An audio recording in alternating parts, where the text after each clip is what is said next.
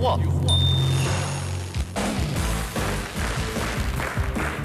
Bonjour à tous et bienvenue dans le Coup du Roi. Avec nous ce matin, nous accueillons Vincent Roca. Bonjour. Alex Giraud-Delin, bonjour. Elle a mis des chaussures, vous verriez ça. Il faudrait que les auditeurs viennent pour voir ses chaussures. Oh. Ça s'appelle des fuck me shoes. Des fuck oui, c'est des Loups-Boutins, c'est ça? Ah bah oui, ça doit tout de suite. Ah, on est bien payé. C'est une femme d'un grand talon. Elle a mis toutes ses économies dans ses chaussures. En solde. Mais on ne vous demande pas le prix. Avec nous, François Reynard. Bravo. Et Eric Mehoff. Tu fais coincer. On va essayer d'élever le débat, si vous voulez. On va essayer d'élever le débat ce matin. Au menu de l'émission, nous recevrons tout à l'heure la journaliste Bérangère Bonte qui publie Saint Essayen Nicolas. C'est pas pour fêter l'anniversaire de Nicolas Sarkozy, mais de Nicolas Hulot. C'est une biographie fouillée de Nicolas Hulot aux éditions du Moment. Nous entendrons également la chanteuse Miss Lee, la chanteuse classique Nora Gubic. Dans un instant, la chronique de Daniel Morin, ici présent. Bonjour. Lui aussi, il a mis des chaussures à talons, vous verriez ça. À 12h05, nous retrouverons Didier Porte et comme tous les jeudis, la chronique décalée de Daniel Moreau, à qui notre invité va beaucoup plaire. Parce que vous avez vous avez atteint l'âge où elle peut s'intéresser à vous. Et avec nous également, saluons Richard Larnac, notre pianiste. Merci. Et avec nous ce matin, d'une part, les classes de BEP et CAP, service aux personnes du lycée de la Lande du Breil à Rennes. D'autre part, les classes de 2 Seine 1 du lycée professionnel d'Hydro à Bavilliers-Belfort. Soyez les bienvenus. Ne lui en déplaise, ce jeune homme de 80 ans est devenu un monument de notre patrimoine, tant sur scène qu'au cinéma, où il a tourné pas loin de 130 films, dont quelques chefs-d'œuvre, mais aussi des films à voine-foin, comme il les appelle, qui lui ont permis d'assouvir sa passion pour les chevaux. Seul acteur français zoologique capable de singer le cri du chimpanzé, il est aussi le seul à avoir une bonne assiette de cavalier, tant il est vrai que son dada a longtemps été la plus noble conquête de l'homme. À bride abattue et sans se désarçonner jamais, il a galopé vers un beau projet, son premier film, Cavalier seul, pour lequel il a fait l'équipe avec Delphine Glaise qui est à ses côtés. Et il vient aujourd'hui, il a revêtu, j'ai vu ça, ses guêtres et son célèbre pantalon de velours jaune qui a une histoire. On va en parler avec nous, monsieur Jean Rochefort. Merci. Je crois qu'on peut dire que décidément vous êtes toujours jaune en quelque sorte, hein. Toujours jaune. Oui. Une espèce d'hépatite permanente. C'est jaune et ça ne sait pas. Excellent. Alors, on va parler de Cavalier seul. Comment est né, on va parler le personnage central de ce documentaire qui est bouleversant. Juste dire d'un mot, le pitch, comme on dit, c'est pas une fiction, c'est un documentaire. C'est un documentaire que vous avez fait qui est un hommage à celui qui était votre maître de cavalerie, on dit comme ça, Jean Rochefort? Oui, voilà. Enfin, d'équitation, disons. Voilà. Et donc c'est un monsieur qui a un nom de roman. Alors déjà, qui s'appelle Marc Bertrand de Balanda. Balanda. Incroyable. Voilà. Et donc c'est filmé, donc ce documentaire est filmé dans un haras, et puis c'est un trio, il y a 3 personnes, il y a ce vieux monsieur qui est en fauteuil roulant, qui n'a plus de jambes, il y a son assistante ménagère, Martine. Martine, et puis il y a un jeune homme à qui il va transmettre. Donc voilà, c'est un document. Alors il faut dire au public que il y a tout le côté transmission, etc. Ça c'est très intéressant, c'est formidable. Puis il y a aussi un parti pris un peu austère qui est que rien n'est expliqué. Il faut qu'on rentre dans les choses. C'est pas un documentaire qui dit, là quand je dis c'est votre maître d'équitation, le spectateur ne le sait pas. Hein. Donc expliquez-nous pourquoi vous avez eu ce parti pris comme ça. En fait, il y a un petit peu un hiatus. On ne sait pas si c'est un documentaire, n'est-ce pas, chère Delphine, ou un film. Nous avons filmé ces 3 personnes, parce qu'il ne faut pas oublier Martine, qui est une assistante de vie, une espèce de Marilyn Monroe des écuries, qui dans la gadoue et la bouillasse porte des talons très très hauts et qui est d'une féminitude exacerbée et qui permet à notre vieillard, qui était un amant de la vie, hein, appelons ça comme ça, un amant toujours, un amant quand même, un cavaleur sans jambes et qui à 4 pattes, mais qui se préparait à mourir. Et l'adolescent auquel il transmet son savoir et l'assistante de vie qui lui fait rêver qu'il est encore possible d'envisager une liaison, lui permettent de dépasser les 80 ans, ce qui est, croyez-moi, un record. Mais dites-moi, est-ce qu'il y avait un scénario quand vous avez commencé à tourner, ou vous avez rencontré ces personnages et vous vous êtes dit filmons-les tels qu'ils vivent? Delphine. Mais ça a été progressif parce que, en fait, Jean m'a fait rencontrer Marc d'abord. On est allé chez. Bon, il connaissait Marc, on est allé dans ce lieu de 16 mètres carrés. Où est-ce que ça se trouve, ce haras? Dans les Yvelines. Dans les Yvelines. Oui, parce qu'il faut dire qu'il vit dans un box d'écurie. Il vivait, parce que le pauvre est décédé depuis. Il vivait dans un box d'écurie aménagé, en fait, en un petit appartement. En deux pièces, en deux demi-box, quoi. Et en fait, j'aime beaucoup l'air que vous prenez quand vous dites en petit appartement. Vous êtes comme à la radio, c'est extraordinaire. C'est un grand compliment. Je sais. Vous avez interrompu Delphine. Et voilà, donc la première fois qu'on va voir Marc, à 17h, un jeune homme revient de l'école, s'assoit au bord du lit médicalisé de Marc, attend, les deux se regardent, s'étreignent, et l'un va enfiler ses bottes et l'autre le suit en fauteuil roulant. Et on se dit avec Jean ce jour-là, mais comme on avait essayé de développer des projets qui n'avaient pas abouti, on se dit mais il y a un film à faire là. Mais quel film?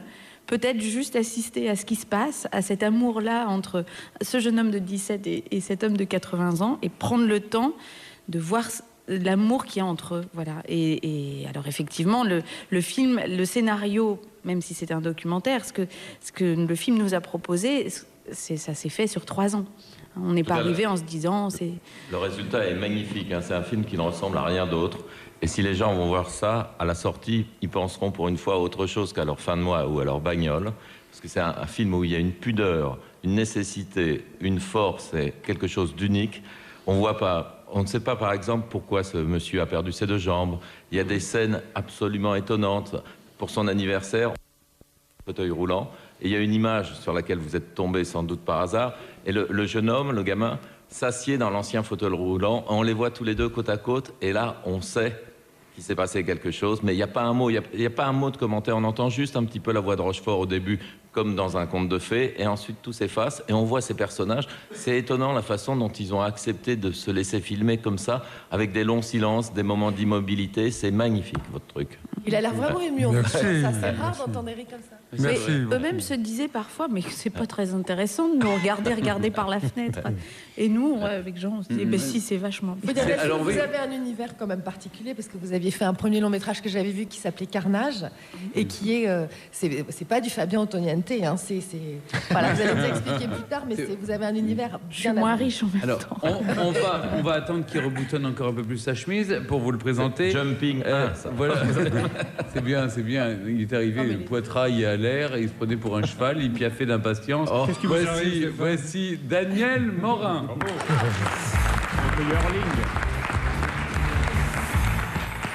Tous les Morins aiment les chevaux. Très bien. Nous sommes le 6 mai, nous fêtons les prudences. Alors attention, chers parents, si vous vous apprêtez à donner ce prénom à votre fille à venir, pensez bien aux conséquences qu'un tel prénom peut engendrer. Si par malheur votre petite Prudence chérie ne grandissait pas de façon harmonieuse et s'avérait devenir une adolescente à ranger dans la catégorie peu enviable des moches et des boudins, vous l'exposez à ce qu'on lui dise plus tard que de Prudence elle n'a guère besoin, car vu à quoi elle ressemble, elle ne risque absolument rien. Prudence donc. Ce 6 mai est aussi une date anniversaire qui touche particulièrement mon camarade humoriste révolutionnaire, Didier Porte. Il y a 69 ans tout juste, Staline prenait le pouvoir en URSS. Une date qui marquera le début d'une grande période de rigolade et de déconnade dans le pays. Oh là. Jean Rochefort en est tombé à la renverse. Une nouvelle purge de Staline. Ah oui, Encore une victime de Staline. nous étions très amis, alors. La moustache me ressemble. Et aujourd'hui, à notre invité de très haute qualité, à nos auditeurs que j'ai en haute, très haute amitié, et à notre public belfortain et rennais qui aujourd'hui nous rend visite en état de haute, très haute ébriété, je dis bonjour.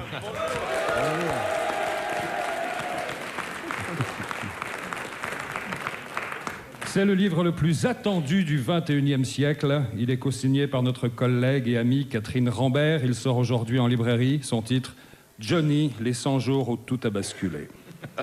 On y apprend que lorsque l'inoubliable interprète d'Allumer le feu était en train de s'éteindre peu à peu sous la lumière tamisée hollywoodienne d'un crépuscule aussi californien que médiatique, à Paris, les plus hautes instances se préparaient au pire et concoctaient même dans le plus grand secret les préparatifs d'un enterrement à la hauteur de celui qui n'avait pas peur, jamais peur de dire les choses.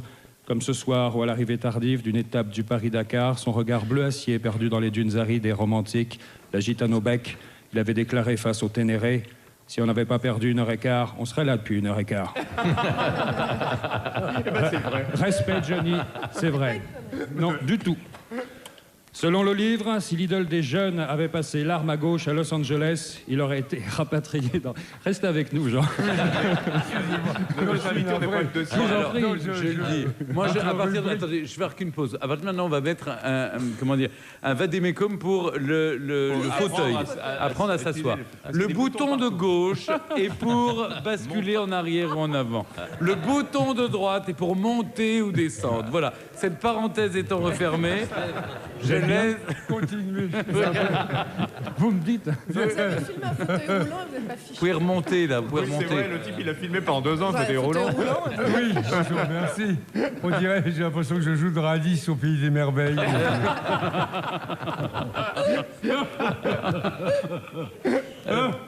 Excusez-moi. Oui, je vous en prie, Jean, c'est votre confort j'ai qui eu un compte. peu de trac parce que je dis aux auditeurs que mon siège a baissé énormément en quelques dixièmes de seconde. J'ai eu une émotion intense. Il a bien baissé, Jean. Oui. Je sais. J'essaierai de garder une certaine dignité, avec toutes mes excuses, cher ami. Mais je demande pardon. Merci. Alors, selon le livre, si l'idole des jeunes avait passé l'arme à gauche à Los Angeles, il aurait été rapatrié dans l'avion présidentiel français et aurait eu droit à des funérailles nationales. Et là, j'ai envie de dire à Catherine Rambert, c'est un peu court, jeune homme. On parle là de Johnny Hallyday. Johnny n'est pas un homme, c'est une légende, une icône, un réverbère musical qui, pendant plus de 50 ans, a éclairé les amoureux de la musique et les a guidés vers la terre promise qu'on appelle rock'n'roll. D'abord, on aurait rapatrié le corps de Johnny dans un Airbus décoré par Christian Audigier, son grand ami. Christian Audigier, celui qu'on surnomme affectueusement dans le milieu de la mode le fossoyeur du bon goût. L'Airbus aurait atterri non pas à Roissy ni Orly, mais sur les Champs-Élysées aux heures de pointe, où la garde républicaine l'aurait accueilli en jouant Que je t'aime à la trompette. En clin d'œil à la dernière tournée du héros, Tour 66, le cercueil de la légende aurait fait 66 fois le tour du périph' parisien. Johnny l'aurait voulu, la France l'aurait demandé. Le cortège se serait attardé aux endroits où Johnny a donné du bonheur à des millions de fans. À l'Olympia, Stéphane Bern en perfecto Yves Saint-Laurent et Santia Christian Dior leur aient rendu hommage en chantant debout sur un cheval monégasque albinos. Les gens m'appellent l'idole des jeunes. Plus loin du côté de Bercy, la foule en larmes aurait pu exprimer sa colère et son chagrin en lapidant le docteur Delajoux, attaché nu pour l'occasion à un pylône, pendant que Michel Drucker chanterait sur le toit habillé en cow-boy Village People Brokeback Mountain. Oui mon petit loup, ça va faire mal ce soir.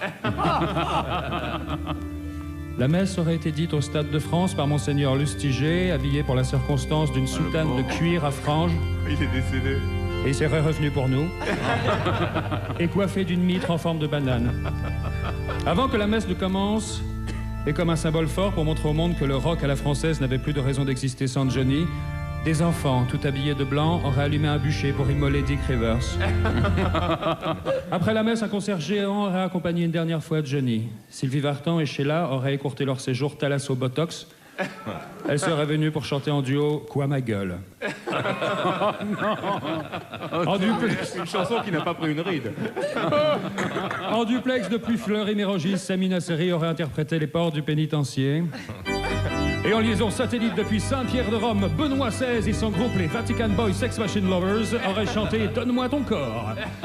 Et enfin seul, sous une douche de lumière, accompagné par sa femme à la guitare, Nicolas Sarkozy aurait interprété, les yeux remplis de larmes, « Noir c'est noir, il n'y a plus d'espoir ». Un deuil national aurait été décrété. Tous les jours, entre midi et 20h, les radios et les télés auraient passé exclusivement des chansons de Johnny, et ce, sur une période de 7 ans.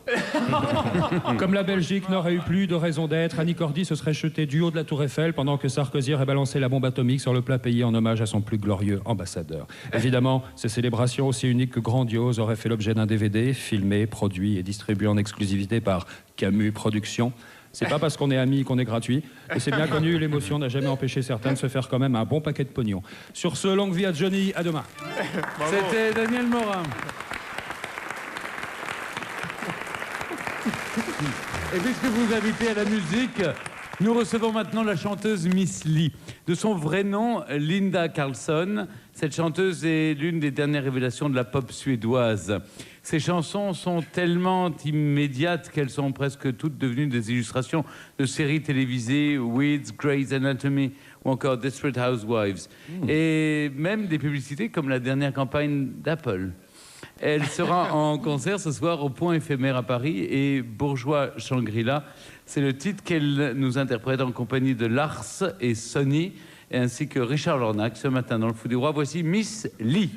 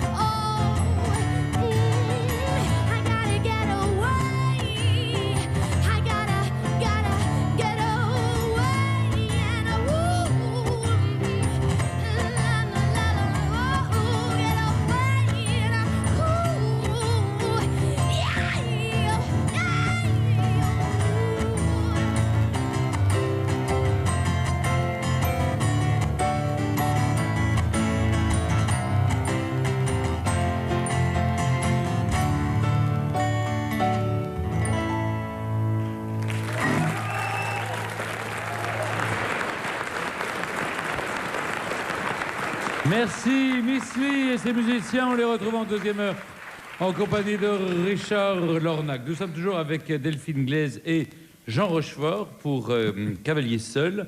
C'est votre premier film, Jean Rochefort. Vous avez attendu. Non, il me semble que dans l'internet, j'ai vu qu'il y avait vous avez fait des courts-métrages avant, j'ai rêvé de ça. Oui, court-métrage et un moyen-métrage, oui. Faire un premier long-métrage à 80 ans, c'est assez éclectique. Et pourquoi vous avez attendu tout ce temps? Parce que... Pourquoi? Parce que j'étais toujours à la recherche d'un événement qui m'empêchait de le faire. Vous dégonfliez, quoi. J'avais la dégonfle assez facile. Oui. Alors voilà. Mais Delphine Glaise, en fait, m'a un peu obligé. Et comment s'est fait ce duo alors comment vous êtes Carnage. tous les deux? Alors Carnage, dites-nous un mot de Carnage. Qu'est-ce que c'est Carnage? Moi, je sais pas ce que c'est. Alors dehors d'abord. C'est un film avec Chiara Mastroianni. J'ai un peu oublié les autres acteurs et je m'en excuse parce que c'était quand même 2003, c'est ça? Jacques Gamblin. Jacques Clovis, Gamblin. Cordillac, Et Clio. c'est un film beau, J'ai la étrange, un peu incantatoire, comme ça. Il y a une femme qui se fait mal et qui se fait des petits pansements tout le temps. Je me souviens qu'il y a aussi de la corrida qui est filmée. Oui. Carnage, ça vient du mot carne, de la viande, hein, du corps. Voilà, c'est un travail très beau, mais je dis, c'est pas du Otoniente du tout. Du tout. J'ai vu ce film et j'ai téléphoné à Delphine Glaise immédiatement, ce que je ne fais jamais. Et une sorte d'amitié, d'affection est née entre nous. Vous pouvez le dire. Nous pouvons le dire. Et nous avons eu des projets ensemble qui n'ont pas abouti. Et nous avons abouti un peu avec celui-ci, voilà, avec Cavalier Seul. C'est comme ça qu'il s'est formé un couple un peu incongru, travaillant ensemble, générationnellement absurde, mais...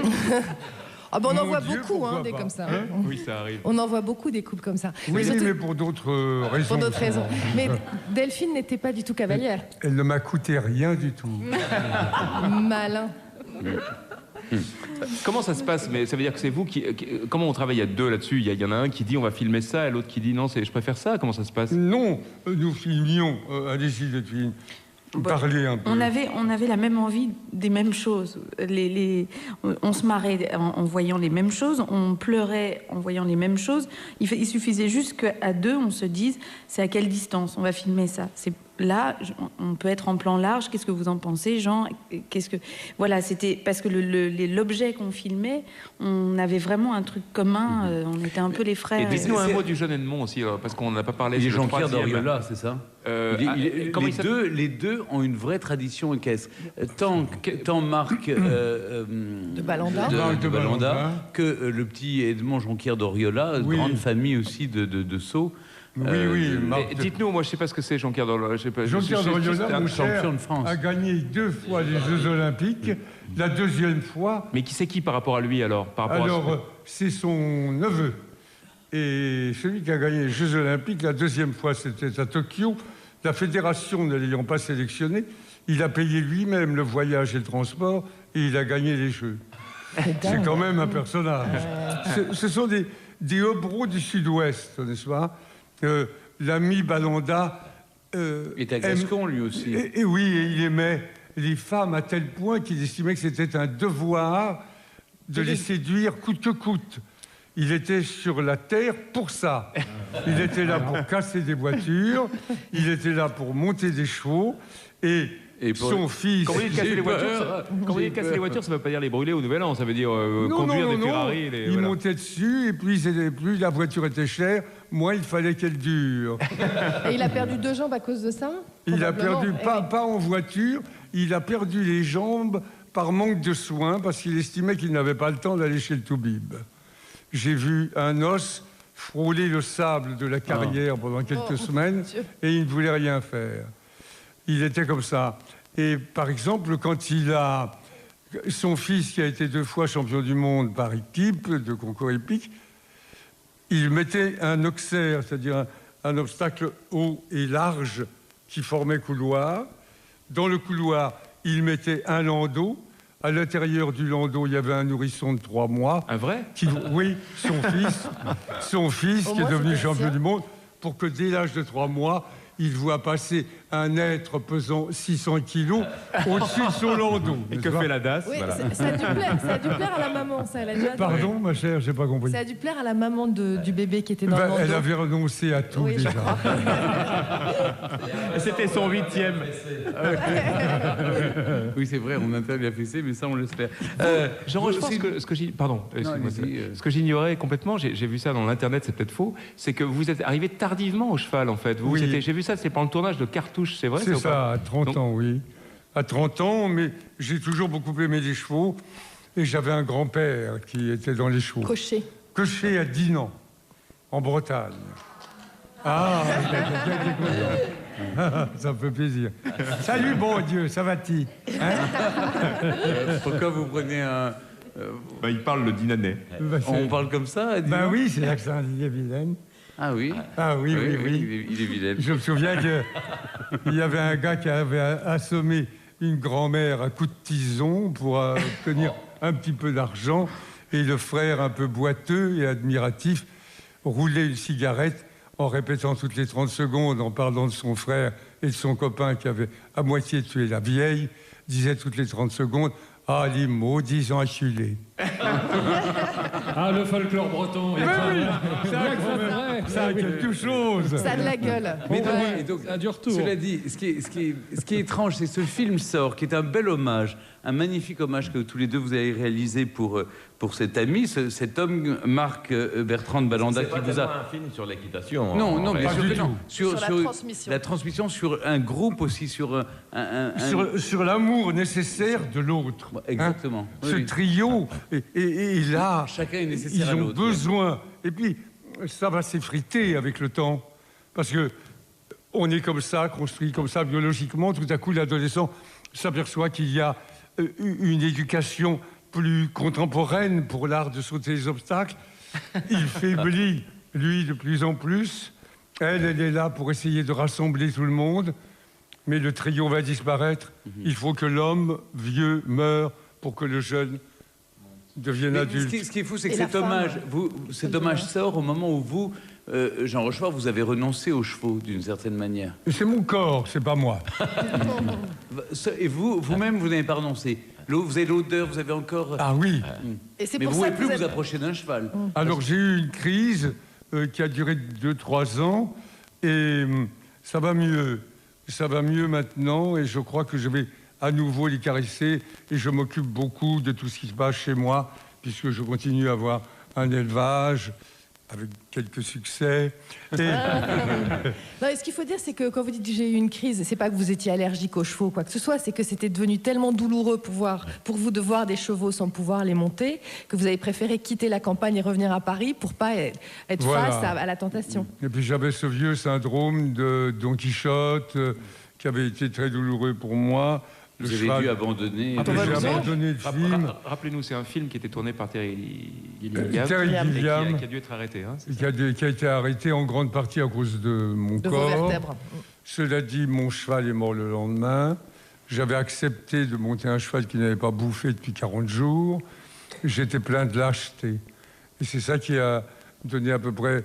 il m'a fallu à peu près une dizaine d'années pour remonter à la surface. Cela peut paraître dérisoire, bien entendu, auprès de nos amis qui sont là et des auditeurs.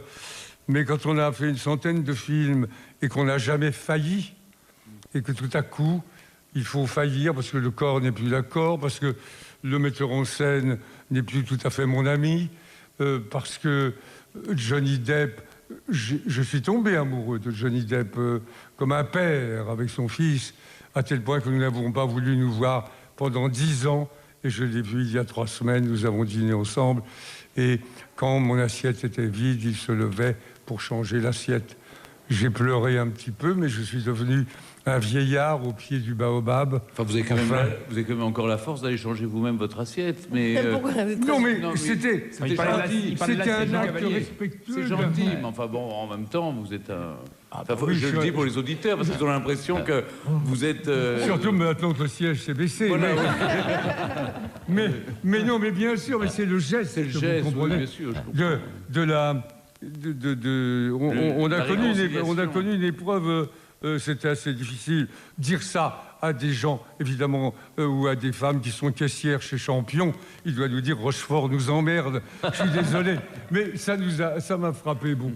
hein, Je comprends. voilà. Alors, est-ce que je peux juste vous demander une chose, parce que vous posez également dans Paris Match avec, vous l'avez ce matin, ce pantalon de velours jaune a une histoire. C'est pas le même. Non, j'imagine. C'est pas le même. En J'en ai eu 50 un ans. plus clair et plus violent, mais que je ne retrouve pas. Voilà, je ne retrouve pas cette couleur. Pourquoi suis-je comme ça? Pourquoi est-ce que je m'habille comme ça? C'est une lutte, n'est-ce pas? Une lutte. Oui, le Contre- mot vieillard me terrorise, le gilet gris m'épouvante, la charentaise m'angoisse et le feu de bois me révulse. Mais vous racontez une histoire que je trouve Oui. bouleversante À sur ce vos pantalon. débuts. À vos débuts, vous étiez sur scène, vous jouiez une pièce, le rôle principal d'une pièce d'André Roussin pour la télévision, et vos parents, votre C'est ma maman. C'est ma maman. C'était la pudeur, quoi. C'était la pudeur de l'époque. J'ai offert pour la retransmission de cette pièce, une télévision à ma maman, c'était dans les années 50, elle était la seule de l'avenue à avoir une télévision. Chez elle, elle l'allume, elle y voit son fils. Déjà, c'est très étrange pour elle. Ensuite, elle était assez romanesque. Elle suit la pièce. Que dire? Quand on a vu bouger, pour vous, ça doit sembler bizarre. Mais que dire quand on a vu bouger et gigoter son fils dans le living room, en train de jouer, d'avoir des mimiques, de le voir sur un écran? Elle n'a rien osé dire que simplement j'ai été heureuse de voir que ton pantalon jaune était rentré à temps de chez le teinturier. Longtemps, j'ai dit, ma mère ne me comprend pas, mais en fait, c'était l'émotion profonde qu'elle ressentait, sa pudeur naturelle, qui faisait qu'elle ne pouvait rien dire d'autre devant l'engin qui fonctionnait et le fils qui était dedans. Ah, c'est bien. C'est bouleversant. Oui. Eh bien, on va rester dans la poésie avec maintenant Vincent Roca.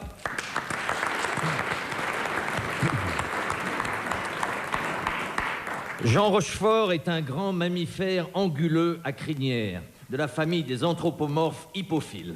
Je ne suis pas là pour débrouiller les chevaux de sa vie, mais les chevaux font partie de sa vie. Dans Rochefort, il y a chef d'équestre, chef de croupe, chef de train. Il est l'homme du train et de l'arrière-train.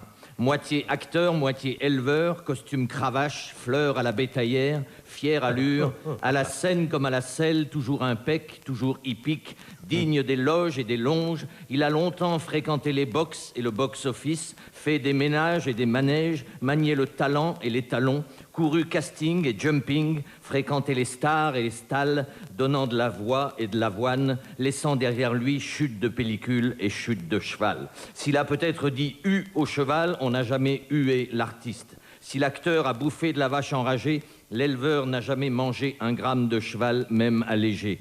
Si l'acteur a eu du mal à se mettre le pied à l'étrier, l'éleveur a vite monté des grands chevaux, il a su les trier. Si l'acteur a baisé les mains du bottin mondain, l'éleveur a gardé les pieds dans le crottin moyen. Si l'acteur a tourné des bides, l'éleveur n'a jamais produit de bidet. Si l'acteur est un tant soit peu jument footiste, l'éleveur est un redoutable agent de pouliche. Avec lui, c'est l'embelli poulain.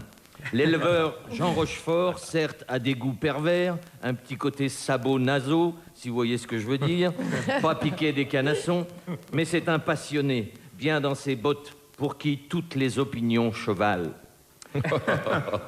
Mieux vaut hennir que courir.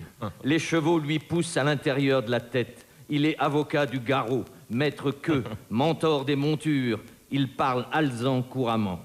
Bouffon du haras, capitaine paddock, il danse avec les andalous, se couche avec les poulinières. Bref, s'il n'en reste qu'un, ce sera celui-là.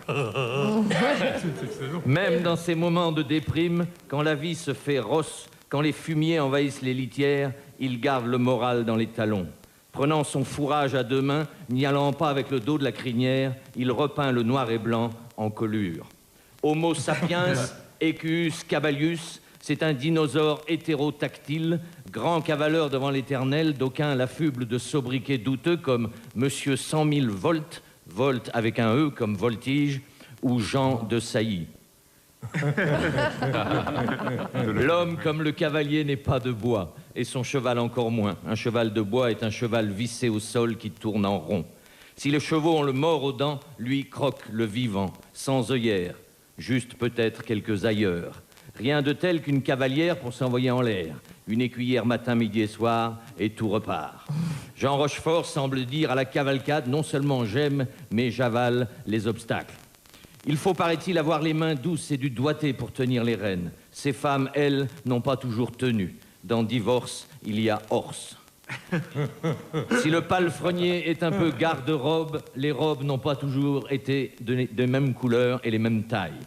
Jean Rochefort, un acteur verni peut-être, un cavalier erni, c'est sûr. Après un demi-siècle de tape-cul, un demi-siècle à caracoler sur le dos des chevaux, les chevaux se sont vengés sur son dos. Un demi-siècle d'étrier pour un dos étrié.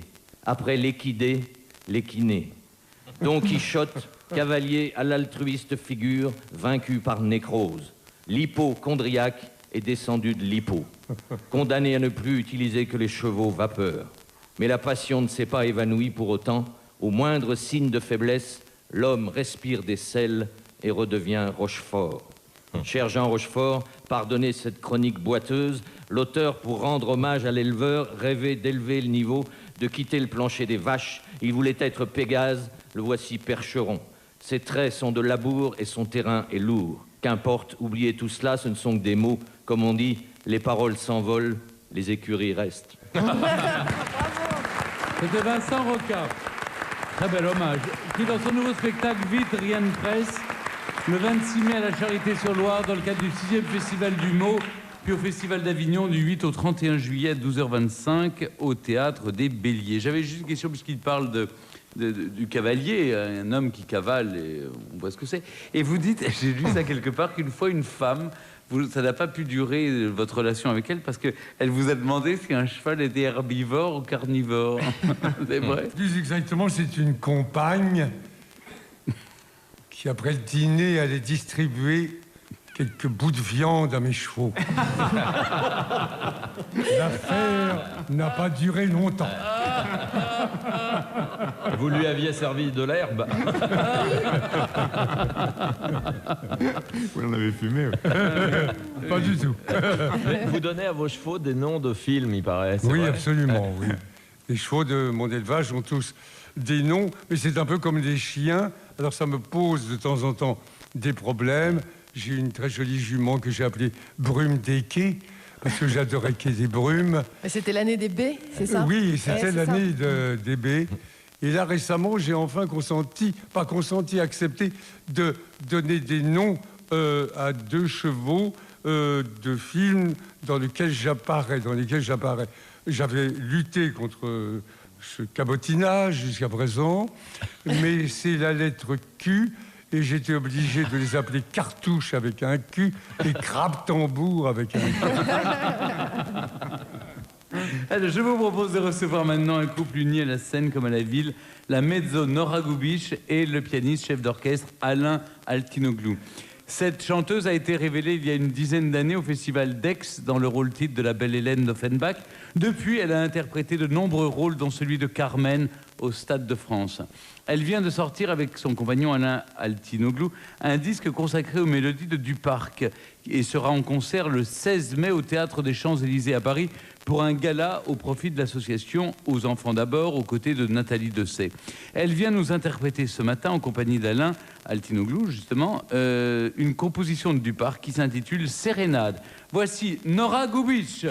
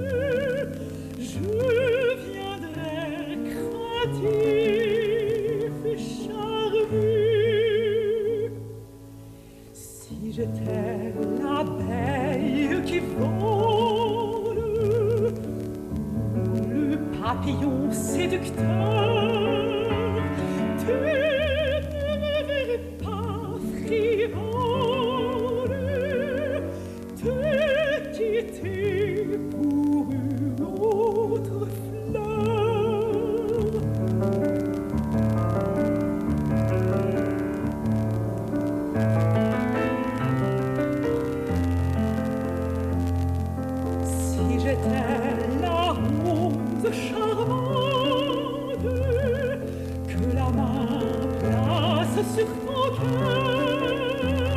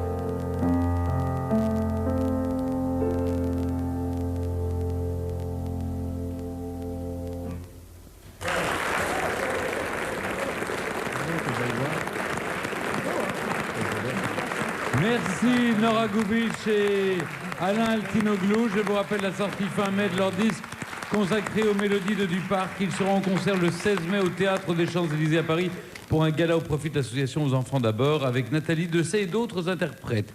Nous sommes toujours avec Delphine Glaise et Jean Rochefort pour Cavalier seul, le film qui sort pour rendre hommage à Marc Bertrand de Balanda et à cet univers qui était formé avec Edmond, le jeune, son jeune élève, son poulain, son dont il est le maître. Et puis Martine, l'aide ménagère. Qu'est-elle devenue d'ailleurs, Martine, depuis la fin du tournage? Eh bien, Martine, les dernières nouvelles que j'ai eues, j'en ai fréquemment, mais une anecdote amusante, elle fait en ce moment, l'été, un peu d'esthétique et de massage dans un camp de nudistes, dit-il. Et je lui demande, Martine, mais ça ne vous gêne pas d'être comme ça, nue toute la journée? Elle me dit, non, non, ça va, je m'y suis habituée. Il n'y a qu'au tennis. Quand elle joue au tennis, elle met un maillot. Je dis ça de Martine, qui est une femme que je respecte et que j'aime infiniment et que j'admire. Voilà. Alors, je vous propose maintenant d'accueillir Bérangère Bonte pour parler de son livre Saint-Nicolas aux éditions du Moment. Alors, Saint-Nicolas, évidemment, c'est un garçon saint, mais c'est pas un saint S-A-I-N-T. Une faute d'orthographe. C'est pas une faute d'orthographe, on l'avait bien senti. D'abord, pourquoi vous avez eu envie d'écrire une biographie qui est extrêmement fouillée sur ce personnage, comme ça, un peu très populaire, en même temps énigmatique, qui est Nicolas Hulot? La première raison, c'est qu'il n'y en a jamais eu. Oui. Que c'est quand même assez intriguant, parce que on se dit que c'est un personnage qui est quand même extrêmement populaire, qui est, chaque fois qu'on fait un sondage parmi les présidentiables écolos, il arrive en tête de très loin, il peut disparaître 4 mois comme là cet hiver. On fait un sondage après les régionales, hop, on le retrouve très loin devant. D'ailleurs, vous attendez une seconde pour dire que ses amis, enfin avec des guillemets écolos, l'appellent le gênant vert. Il est détesté par ses pairs. Il est exactement ça. Hein. C'est un gênant vert. Il a des rapports très compliqués. J'ai consacré un chapitre entier à ça. Mais parce que c'est passionnant, si vous voulez, c'est quand même compliqué. C'est quelqu'un qui est né, et comme Jean Rochefort avec l'équitation, il n'est pas né écolo, non. Il l'est devenu. Oui, il revient de loin, pour connaître qu'il revient de loin. Oui, parce que vous dites qu'il avait tout. C'est Paris-Dakar, début des années 80, c'est de la moto, c'est d'ailleurs une chronique moto sur cette antenne, avec Patrice Blanc-Francard. Il y a un paquet d'années, c'est des cascades en voiture, c'est l'hélico, c'est tout ce que vous voulez. Donc évidemment, il est emblématique de son époque. On peut changer, bien sûr. Il y a des imbéciles qui changent pas d'avis. Sauf que dans le CV d'un écolo-modèle, à un moment, ça fait un peu tâche. En même temps, c'est une reconversion. On peut accepter de s'être trompé pendant tant d'années qu'aujourd'hui, justement, tout à fait. Il a le zèle des convertis, on pourrait dire. Voilà, on peut dire ça comme ça. Après... évidemment qu'on a tous des contradictions. Et c'est ça qui rend le personnage passionnant. Et votre livre est passionnant aussi. Et c'est sans doute ça qui le rend populaire, si vous voulez. C'est finalement quelqu'un, ça rassure. Vous avez des écolos qui ne montent plus dans un avion, qui s'interdisent la voiture, qui se chauffent. Il a une belle gueule hein, aussi, pour un écolo. Non, ce qui est, à mon avis, tous moches, moi, ce que je trouvais intéressant sur le livre, c'est que on dit quelquefois biographie à charge ou biographie ou hagiographie. Là, vous avez fait un vrai travail de journaliste, c'est-à-dire vous dites voilà, cet homme il verrouille son image, etc. Il dit ça, moi je vais aller voir si c'est vrai ou pas. Tout y est dedans, son rapport aux femmes, son rapport à l'argent, etc. Et je trouve que moi, ce que je trouve tout à fait bien dans ce livre, c'est que c'est un travail honnête. Une enquête d'une grande honnêteté, sans un parti pris particulier. Et puis par ailleurs, je pense qu'à la fin du livre, quand on a fini le livre, les gens qui aiment Nicolas Hulot, ils continueront à aimer Nicolas Hulot. Il n'y a pas de... c'est ça qui est intéressant, parce qu'après tout, on n'a pas le sentiment, quand on finit votre livre, que c'est une imposture totale, etc. Pas du tout. C'est quelqu'un qui a ses contradictions, comme on les a tous. Moi, ce qui m'a fasciné, c'est à quel point cet homme verrouille sa com. Je regardais la couverture, je me disais, il s'appelle pas Nicolas pour rien. En ce moment, le Nicolas qui a du pouvoir, il revise tout. Donc vous l'avez rencontré à plusieurs reprises, mais à chaque fois, ça a été précédé ou suivi par des coups de fil, des SMS. Mais vous voulez savoir quoi? Mais enfin, c'est lui qui a été journaliste. Il devrait comprendre de lui-même évidemment. Oui, enfin précisément, il maîtrise l'outil, quoi. Et donc c'est quand même assez pratique. Et effectivement, moi, ça m'a aussi surpris. Je le savais, mais à ce point, sincèrement, pas. Et l'enquête, pardon, les 6-8 mois d'enquête ont été jalonnés de moments où on devenait super amis, et puis tout d'un coup, on repartait au vous, et puis je recevais un coup de fil pour me dire c'est scandaleux cette interview. Et puis voilà, c'était... Il se contrôlait beaucoup parce qu'il sentait bien qu'il fallait pas non plus, je sais pas, me fâcher peut-être. Il était très sincère à certains moments. Enfin, il est dur à suivre, quoi. Mais encore une fois, c'est ce qui fait la richesse du personnage. Il est sympathique ou pas? Ce que vous décrivez, c'est quelquefois il l'est. Il est sympa, Nicolas Hulot. Alors oui, il est sympa, Nicolas Hulot. Il a lu le livre? Oui, il a lu le livre, il l'a reçu hier, il l'a feuilleté rapidement dans la journée. Et il est furieux. Il m'a signé la faute d'orthographe du type. Vous allez recevoir des SMS encore. Non. Vous comprenez ça comme vous voulez. Ah, il a l'air vraiment sympa. Non, mais ce que vous dites dedans, c'est quelquefois... Non, vous racontez dans la préface, quelquefois il est ferme et froid et glacial, mais qu'est-ce que c'est que cette histoire? Et quand vous essayez de téléphoner à des gens pour savoir sa famille, etc., tout est verrouillé par lui. Et puis parfois, il vous appelle en disant viens me voir, etc. Vous allez le voir à Dinard, je crois. Et il est très sympathique, très chaleureux. Et sa femme vous a parlé très librement. Sa femme, c'est très étonnant parce qu'elle n'a jamais parlé à aucun journaliste, cette femme. Ils sont ensemble depuis une quinzaine d'années, ils ont 2 enfants. Elle était ravie, sincèrement, ce qui lui permettait elle aussi d'un petit peu savoir comment il est perçu, Nicolas, à Paris. Parce qu'en gros, ils sont basés en Bretagne et sa vie à Paris, c'est une autre vie, quoi. Elle lui a pas demandé l'autorisation. Elle est très lucide, notamment sur le côté séducteur du bonhomme. Elle, pour le coup, oui, parce que c'est comme Jean Rochefort, hein, ça galope. Oui. C'est pas que c'est chaud. Vous savez que c'est un dingue de cheval. C'est un lunaire. Je trouve que sa femme est assez admirable. Elle s'occupe de tas de choses. Elle est conseillère municipale c'est un lunaire depuis 2008, cette femme. Oui. Non, mais il y a une chose quand même, c'est vrai qu'il n'aime pas la contradiction, vous le dites. Il aime s'entourer d'amis et d'une cour qui le flatte, j'imagine, ou le protège. C'est très étonnant quand même. Il est dans une... il a impérativement besoin de cette cour, effectivement, qu'il a à certaines périodes de sa vie, dans des moments parfois un peu difficiles, beaucoup emmené en voyage pour pas être seul. Il y a évidemment, c'est une partie importante du bouquin, une enfance assez... Ah, mais c'est ça qui est extrêmement touchant. C'est que... Bon, juste pour resituer notamment la mort de son frère, voilà, qui est un jeune homme... Expliquez-nous, juste parce que c'est un passage très émouvant dans le livre. C'est un jeune homme qui souffre d'une maladie neurologique, qui est faite de tremblements qui sont très handicapants. C'est son grand frère de 2 ans, de 4 ans, Gonzague, qui n'a pas eu une enfance normale à cause de ça.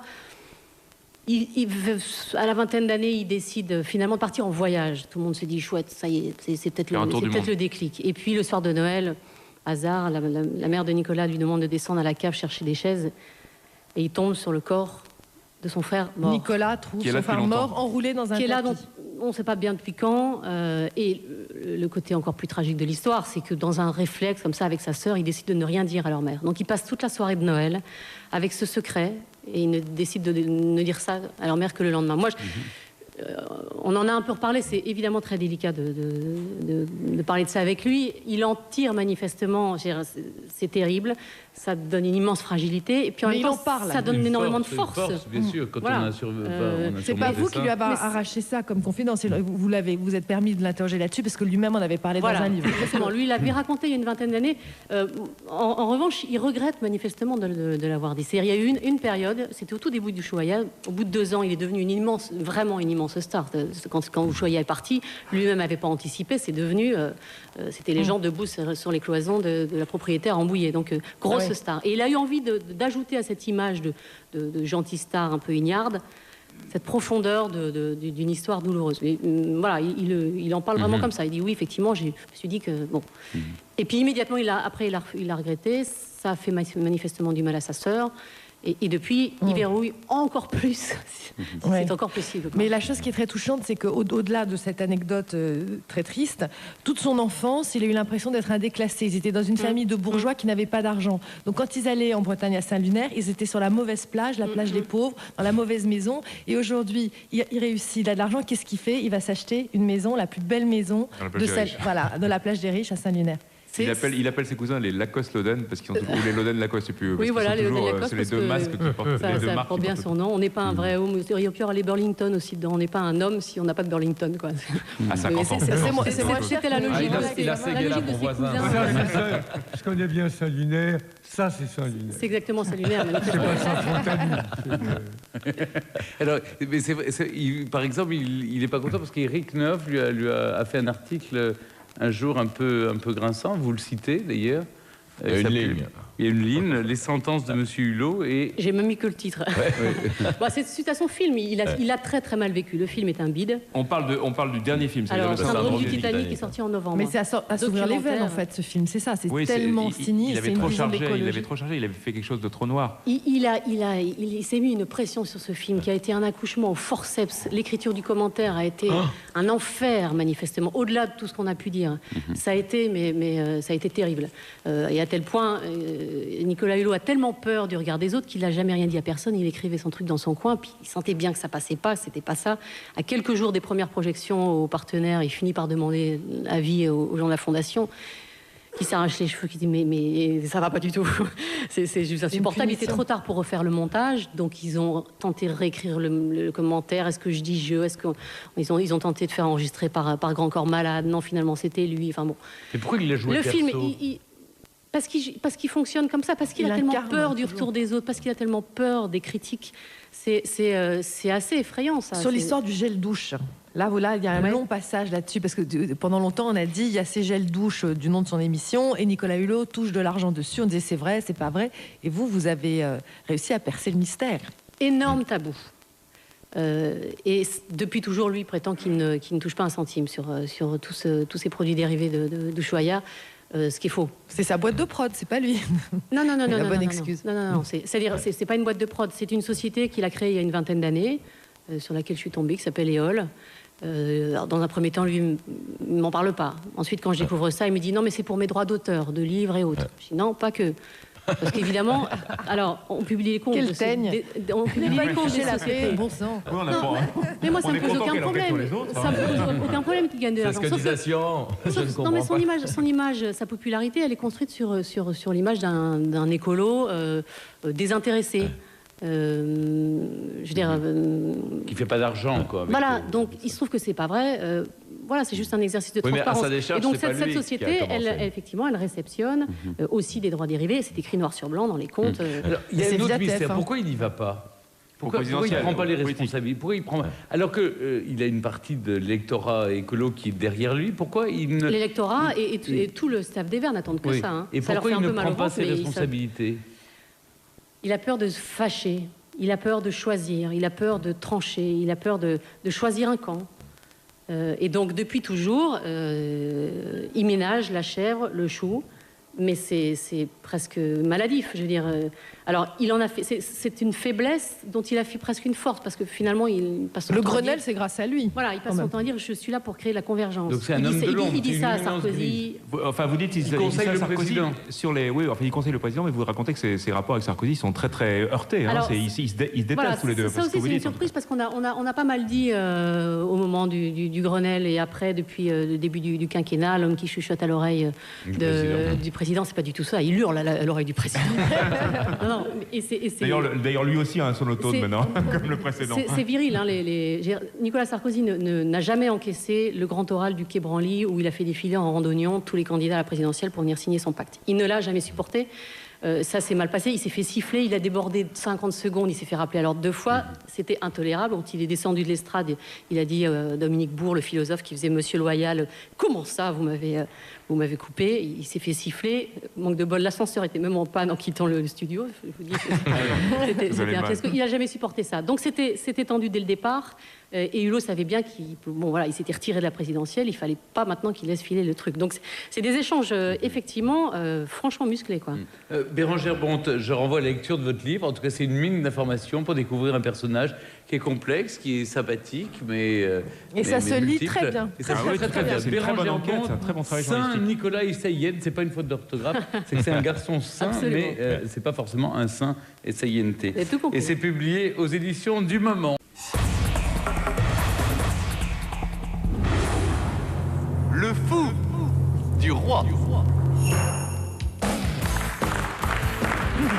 Le fou du roi est de retour et avec nous Jean Rochefort et Delphine Glaise pour Cavalier seul. Son premier film à 80 ans, c'est bien, c'est bien. Un bel hommage à... C'est un film très émouvant, hein, qui rend hommage à Alors, en l'occurrence, vous pouvez changer le célèbre toast des cavaliers. Vous pouvez dire à nos chevaux, à nos films et à ceux qui les montent. Ah, voilà. Ah oui. Pas mal, pas mal. Et alors, Jean Rochefort, je voyais là quand même le public descend en masse pour vous faire signer les autographes. Vous acceptez enfin l'idée de faire partie de du patrimoine, d'être aimé du public. C'est vrai que je suis patrimonial. Oui. Maintenant, dans la rue, on me dit ça va, tenez le coup. Hein. Voilà ce que j'entends à longueur de journée. Espèce de monument aux morts qui bouge encore. Non, mais c'est bien. Il y a une vraie popularité, ça vous fait plaisir, j'imagine. Oui, évidemment. En plus, on va parler de vos projets, parce que je crois que vous avez projet de film, projet de théâtre aussi. Oui. Oui. Oui, oui. Bon, donc tout va bien. J'en profite aussi, avant de présenter tout le monde, c'est Jacques Vendroux a déboulé ce matin dans mon bureau pour me dire il faut absolument que j'annonce que le 25 mai à 19h à Calais, au stade de l'Épopée, le Variété Club de France affrontera l'équipe de Calais 2000. Et parmi les joueurs du Variété Club de France... C'est quoi comme discipline, Stéphane? C'est du football? C'est du foot, oui, bien sûr, bien sûr. Il y a Laurent Blanc, il y a Zidane, il y a Dugarry, il y a Deschamps, il y a Carambeu, il y a Papin, il y a Rocheteau qui était là hier, il a oublié de venir hier pour nous en parler, contre les joueurs du Calais 2000. Est-ce qu'ils ont un cadeau à la fin? Non, tout ça c'est pour une œuvre caritative. C'est mené par Yannick Noah, c'est pour reverser aux enfants de la Terre. Si vous voulez en savoir plus, eh bien, vous appelez... Il joue contre qui? Contre Jacques Variété.org. Contre Zaya. Il joue contre... Non. Il joue contre Zaya. Il joue contre le Calais 2000, mais des joueurs qu'on ne connaît pas. Enfin, que moi, personnellement, je ne connais pas. Avec nous, Danielle Moreau nous a rejoint. Elle est excitée comme une puce parce que... Ça y est, elle attendait que Jean Rochefort fête enfin son anniversaire depuis le 29 avril pour pouvoir enfin le regarder. D'ailleurs, la guêpière vous va très bien. Daniel Morin est toujours avec nous.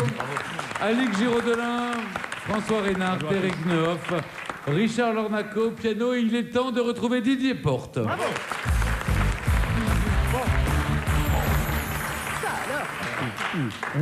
Vous avez vu les images d'Athènes, mes chers camarades? C'est horrible, c'est impressionnant, non? Horrible. L'insurrection a éclaté. Et elle ne va pas se limiter à la Grèce, croyez-moi. J'espère que vous avez compris ce qui est en train de se passer. Sourire sardonique. Je savais que ça allait arriver un jour. Je l'avais dit et personne ne m'avait pris au sérieux, bien sûr. Oui, ce pauvre Porte, c'est vraiment un vestige du passé. Avec ses lubies anticapitalistes, il est resté bloqué sur la prise du Palais d'Hiver. Non mais regardez-le, il y croirait presque à son grand soir mythique et à ses lendemains qui chantent international. Il est vraiment à la ramasse. Avouez que c'est ce que vous susurriez dans mon dos, bande de social traîtres dont je vais veiller personnellement à la rééducation. Si, je le sais, c'est ce que vous disiez sur moi. Et qu'est-ce qu'il est en train de se passer sous vos yeux incrédules? La révolution mondiale est en marche. Ça va péter. Toutes les conditions sont réunies. Vous l'ignorez certainement, car vous êtes des ignares repus concentrés exclusivement sur la satisfaction de vos instincts petits bourgeois les plus primaires. Mais l'un des éléments déclencheurs de la Révolution française a été l'éruption d'un volcan islandais qui provoqua un important dérèglement climatique sur l'ouest de l'Europe, lequel fut à l'origine d'une réduction drastique des récoltes en 1788 en France. Et la suite, on la connaît. Voilà un signe intéressant, non? Et vous avez vu ce qui s'est passé sur la Côte d'Azur? Cet immonde marigot spéculatif et terrain de jeu préféré, la grande bourgeoisie suceuse de plus-value, ces dernières 48 heures? Balayer les paillotes à langoustes et les plages privées des plutocrates. Même les éléments ont pris le parti du progrès dans la grande phase finale de la lutte des classes qui vient de démarrer. Le vieux monde est en train de s'effondrer sur ses bases vermoulues. Ça va péter, je vous dis.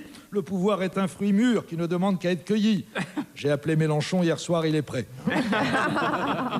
Nous sommes tombés d'accord pour confier l'intérieur et la justice à Julien Coupat. C'est beaucoup de travail, mais après ces 6 mois à la santé, Julien est bien motivé. Nous allons faire un grand ménage de printemps, mes amis. Enfin, mes amis, on va en reparler, hein. Le satrape Givaro-hongrois et sa créature vont devoir rendre des comptes au peuple épuisé. On va l'envoyer en exil à Besançon, fabriquer des montres, des lips à 30 € pièce. Quant à sa Pompadour polygame, elle ira travailler dans une usine de Botox. Tellement bruyante qu'on ne s'y entend même pas chanter. Cela dit, elle a l'habitude. Attendez-vous également à quelques changements dans notre grande maison de Radio France, mes chers collègues. J'en connais qui vont goûter aux mines de sel. Dites-moi, Jean-Luc Hess, il se situe où exactement politiquement? Je n'ai jamais entendu prendre une position très claire par rapport à ses convictions. Par contre, je me souviens bien d'avoir lu quelque part qu'il était l'heureux propriétaire d'un haras en Normandie et qu'il se déplaçait dans une automobile dont la marque commence par J et se termine par Goire. Qu'est-ce que ça peut bien être? Ça n'a pas l'air fabriqué en Roumanie comme véhicule. Une Jaguar et un haras en Normandie. Il va morfler. Ça va être une vraie boucherie. J'ai appelé Daniel Mermet hier soir et il est prêt. Nous allons remettre un peu d'ordre dans cette maison. On va commencer par rebaptiser le studio Charles Trenet studio Hugo Chavez. Et puis on va accélérer le grand chantier de rénovation de la tour centrale de la maison de la radio. L'amiante, on peut la laisser. Par contre, il faudra rajouter des barreaux aux fenêtres assez vite. Ne faites pas cette tête, Stéphane. Ne soyez pas trop inquiet. J'intercéderai en votre faveur. Bon, pour ce qui concerne la bande de cumulards vendus au grand capital et de crapules hitlérotitistes qui vous entourent, et dont certains spécimens particulièrement peu ragoûtants sont actuellement avachis à cette table, je ne pourrais pas faire grand-chose, sauf peut-être désigner les plus nuisibles, afin que les autres ne soient pas déportés tout de suite dans un camp de travail en Vendée. Et pour vous, Stéphane, il n'y a pas de problème, on va vous trouver une porte de sortie honorable. Je ne suis pas certain de pouvoir garantir votre intégrité capillaire. C'est pas grave. Il y a des symboles qui ne pourront pas échapper au juste courroux du prolétariat enfin libéré de ses chaînes. Et je crains que vous n'ayez à goûter aux joies de la coupe en brosse bien dégagée derrière les oreilles. Mais je ne désespère pas de pouvoir vous trouver un emploi de substitution. Je crois savoir que vous aimez voyager dans des jets privés. Ah non, c'est pas vrai. Que diriez-vous d'un job de steward dans l'Ilyushin du Politburo? Mais d'abord, vous devez apporter la preuve de votre engagement dans le front de classe et de votre enthousiasme révolutionnaire. Allez, c'est parti. C'est la lutte finale, groupons-nous et demain. À vous, Stéphane, vous terminez la chanson. Chante faux, vous savez. J'aurais dû m'en douter, vous n'étiez pas sincère, puisque c'est comme ça dans les mines de sel comme les autres. À demain. À demain, c'est Didier Porte. C'est quand même depuis 1932 qu'on n'avait pas entendu le mot plutocrate au micro de J'en profite pour dire que c'était pas un jet privé dans lequel on est rentré. C'était un petit avion, pour pas très cher du reste, qui nous a ramenés. Voilà, parce que cette polémique devient absurde et stupide, vraiment. C'est même presque inconfortable. Oui, ça devient ridicule, parce qu'en plus, pas payé par les deniers de l'État. Voilà. Ce qui est important, c'est de rappeler maintenant Miss Li et ses musiciens pour une reprise d'une chanson d'Amy Winehouse intitulée You Know I'm No Good. Et bravo Stéphane. Bah, c'est bien, attendez, question accent, là, c'est irréprochable. On a l'impression que vous avez un rhume, mais non, j'apprends l'anglais avec Amy Winehouse. Pour les tatouages, il faudra repasser. Ils sont accompagnés par Richard Lornac au piano. Bravo.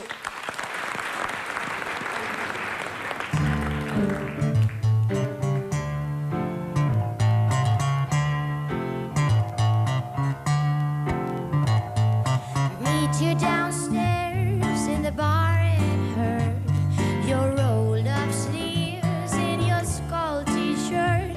You said, what did you do with him today? And sniffed me out like I was Tanqueray.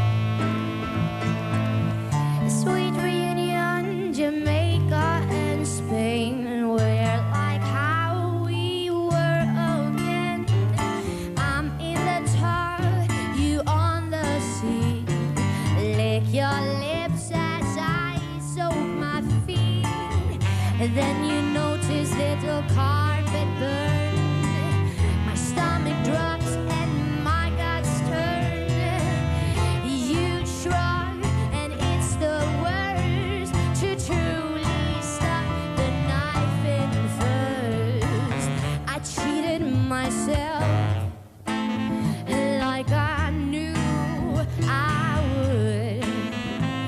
I told you that I was trouble. You know that I'm no good.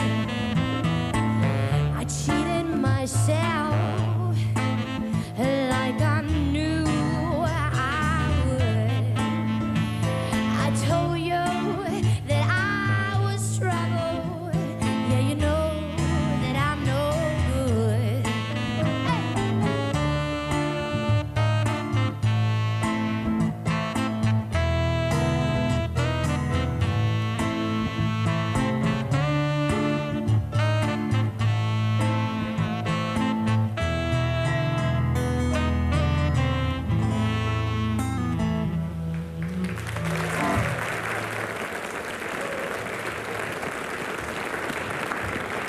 Merci Miss Lee et ses musiciens. Merci également Richard Lornac.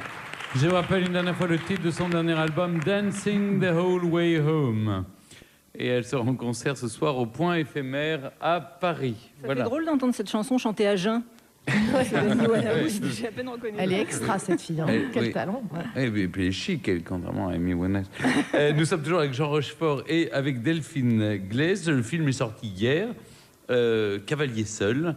Et c'est vrai qu'on peut citer, vous citez au générique évidemment les principaux protagonistes, hein, qui sont Marc Bertrand de Balanda, Edmond Jonquière d'Oriola et Martine Tumolo. Il a écrit des poèmes assez merveilleux d'ailleurs. Oui, formidable. Elle écrit des poèmes, elle fait de la peinture. Et dans son pavillon, tout petit, elle a reconstitué une piscine style Monaco. Et elle se baigne régulièrement. C'est quoi le style Monaco? Je sais pas, j'imagine quelque chose de luxueux, mais tout est en miniature, puisque c'est dans un pavillon très petit. On y a tourné d'ailleurs, on a espéré faire des montages. Elle s'y baigne assez souvent dans un maillot de pièces extrêmement minuscule.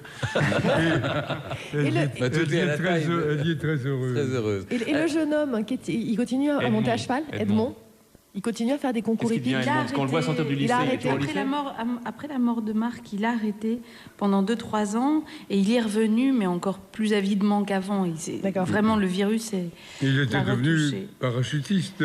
Et il a fait l'armée. Il est parti aux États-Unis.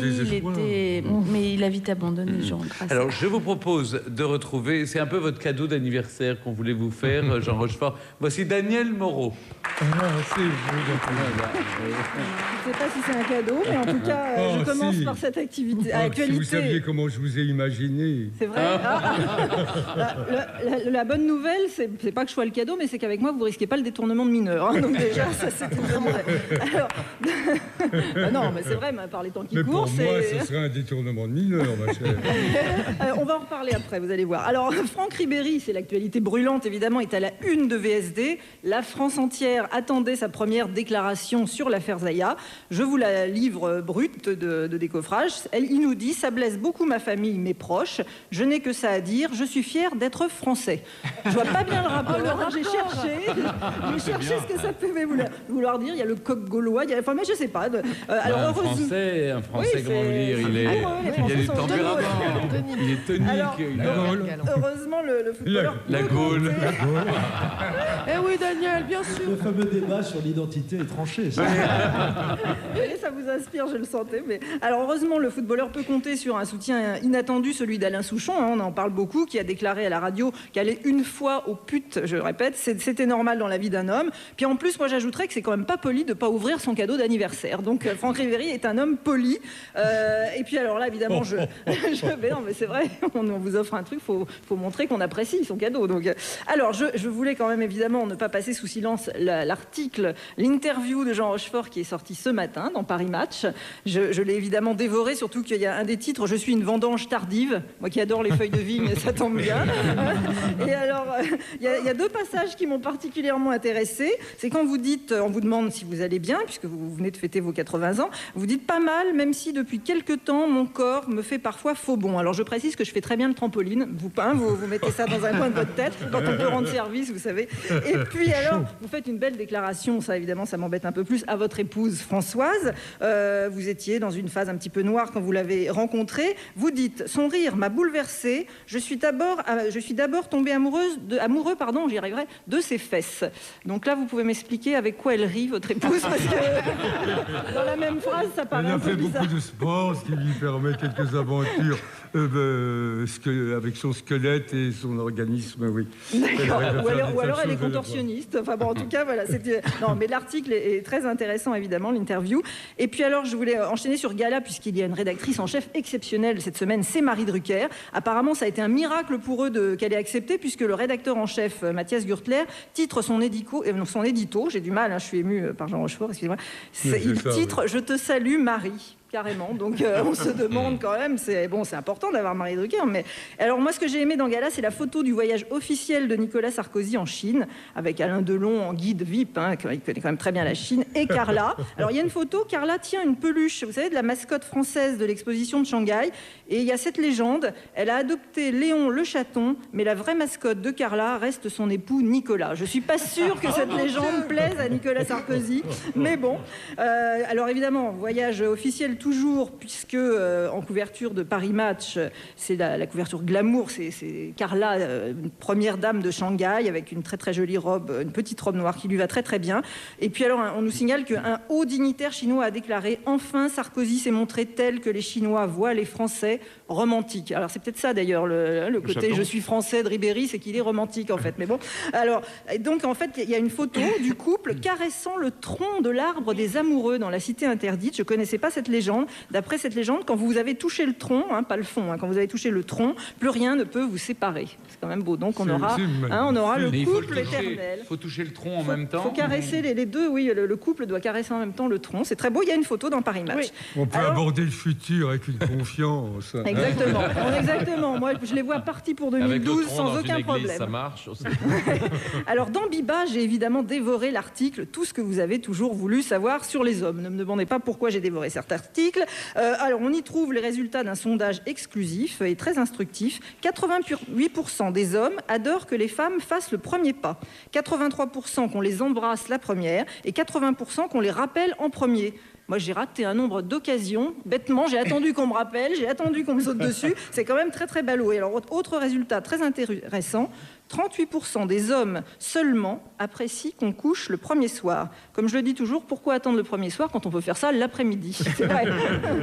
Et surtout l'âge... alors justement... non, mais c'est vrai, l'âge que j'aime, il se couche tôt. Donc il vaut mieux faire ça l'après-midi. Alors, il y a un article dans Gala, je voulais revenir là-dessus parce que ça me chiffonne. Dans Gala, il y a à chaque fois une interview d'une star en direct d'Hollywood, mais vraiment des stars énormes, par un certain Hervé Tropea, qui doit être un descendant de Roux et Combalusier, vous savez, les ascenseurs, parce qu'il commence toujours ses interviews par « Avez-vous déjà été coincé dans un ascenseur ?» Alors c'est vrai, quand on a la chance d'interviewer Julia Roberts, c'est forcément la première question qui vous vient à l'esprit. À chaque fois, c'est ça. Alors cette semaine, c'est Robert Downey Jr. qui s'y colle, et justement, lui, il a déjà été coincé dans un ascenseur, et il raconte, c'est un coup de bol, parce qu'il y a très longtemps, j'ai été coincé avec une octogénaire. Franchement, je me suis cru en plein cauchemar. Non seulement je suis devenu claustrophobe, mais j'étais prêt à me servir de sa tête comme levier pour forcer les portes de la cabine. Alors, Jean Rochefort, si j'ai un conseil à vous donner, c'est qu'en tant que récent octogénaire, ne prenez jamais l'ascenseur avec Robert Downey Jr. Mais il est très antipathique, il est très connu pour ça. On ne sait pas qui est Robert Downey Jr., c'est qui? Il avait interprété Charlot, voilà, et puis il a eu des problèmes avec les substances. Exactement, c'est un grand acteur. Il dit toujours aux journalistes que leurs questions sont cons, ce qui est souvent vrai, mais c'est pas gentil de le leur dire en face. Alors, il était dans les Charlots, pardon. Il a joué Charlot, il a interprété Charlot dans un film. Ah oui, oui, je Et me alors- souviens. non, pardon, il pourrait peut-être. Et alors, comme la semaine dernière, je finirai par la cruche méchante de la semaine, parce que maintenant, les cruches, elles sont vaches entre elles. C'est Maria Carré qui dit « Je préférerais être sur scène avec un cochon que de chanter un duo avec Jennifer Lopez. » Ah, la cruche est méchante, hein, cette réponse, c'est sûr. Très bien, merci Voilà. beaucoup. Daniel Moreau, à la semaine prochaine. Donc, Carola fait la une de match. Alors- Les Drucker pour la Voilà, coupe de exactement, gala. Marie et Michel, et, Et- puis Franck Ribéry. Et Monsieur Zaya bien est sûr, dans VSD. Voilà, c'est dit, Non, ça, c'est ça va le difficile. poursuivre, Ouais. hein, ça. C'est pas évident. Vous suivez Mais le sur sondage ce- est bon pour lui, donc il y a un Ah bon, sondage et il y a les Français sondage. sont quand même assez... Ils sont très indulgents. Voilà. Exactement. Il est français, les Français sont très indulgents avec les coucheries. Sa femme va faire. Oui, oui, oui. Sa femme, elle est déjà revenue. Ah, vous l'avez remarqué, Sa femme, elle est il y a partie une en vraie, vacances. il y a une vraie, n'est-ce pas, Jean Rochefort, il y a une vrae licence sur ce Il y a sujet. une vraie licence, je dirais même qu'il y a une culture du coït. Qu'il faut maintenir coûte que coûte. Et ça fatigue. Il est très cultivé, Ribéry. En tout cas, merci, merci Delphine Glaise, merci Jean Rochefort. Je vous invite à aller voir ce très bel hommage, un très beau film, Cavalier seul au pluriel. Voilà, sur la vie. Enfin, on voit Marc Bertrand de Balanda transmettre en tout cas son savoir au jeune Edmond et en présence de Martine. Voilà, à demain.